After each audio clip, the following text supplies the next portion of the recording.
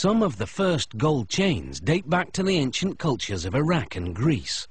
They were symbols of wealth, royalty, and the divine. Luckily for us, jewelers now make these personal treasures more affordable and more durable than ever. In this factory, all that glitters is gold. Pure gold is fairly soft and bright yellow, so it's common to create an alloy to strengthen it and alter its colour. Copper lends a reddish hue, and brass helps the alloy melt more quickly than gold and copper would alone. Depending on the ratio, adding these metals produces 14 or 18 karat gold. The mix is melted in a crucible at more than 1,000 degrees Celsius. Just 3 of these scoops are enough to make about 5,000 14 karat gold chains.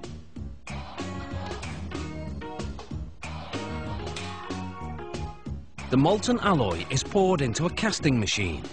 Water cools the metal to around 370 degrees Celsius, solidifying it. The metal passes through a round die, which shapes it into a golden rod that's nearly 2 meters long. After the rod is cut in half, it's passed through what's known as a breakdown mill. The machine reshapes the rod from circular to square, so it will be easier to stretch.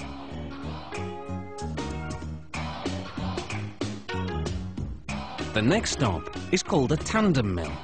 It has 12 rollers that stretch the rod until it's as thin as a piece of spaghetti. As it emerges, rollers shape the rod into a coil that's 24 meters long. The coiled metal is softened in an oven. Then what's now a wire is uncoiled and continues to stretch as it's passed through a die lined with industrial diamonds. To prevent overheating, the machine sprays lubricant to cool the wire while reducing it to the width of a human hair, its final size. The wire then winds into a spool, almost 3 kilometers long. Next, 32 of the spools are unwound, and the wires are run through another oven which softens them further.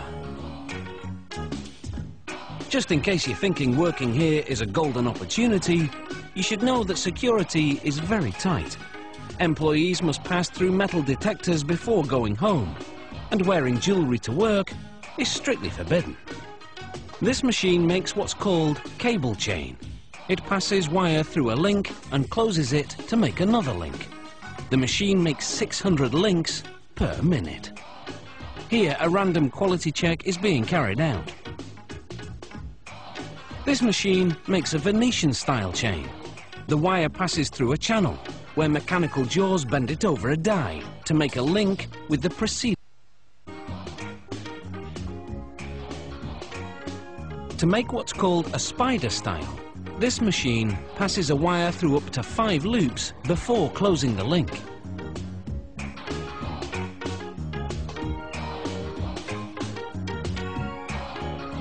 For a Figaro style chain, this machine makes 3 short links before a mechanical arm moves the chain to another area to add 1 longer link. The arm then moves it back to add 3 more short links.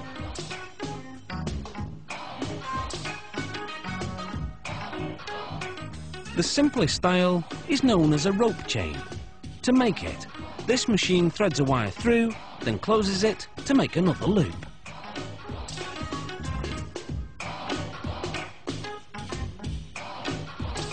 The finished chains are coated with a lubricating powder that prevents the links from sticking to each other during the next step, when the chains are heated to 815 degrees Celsius. This activates a soldering agent, which was added to the metals earlier. It fuses the ends of the links to each other. This machine welds a link to a clasp on the chain. A tag indicating the gold quality goes onto the clasp. Finally, the chains go through 4 chemical baths, which clean them thoroughly. Then they're plated with a layer of 14 or 18 karat gold, which creates a more vibrant finish.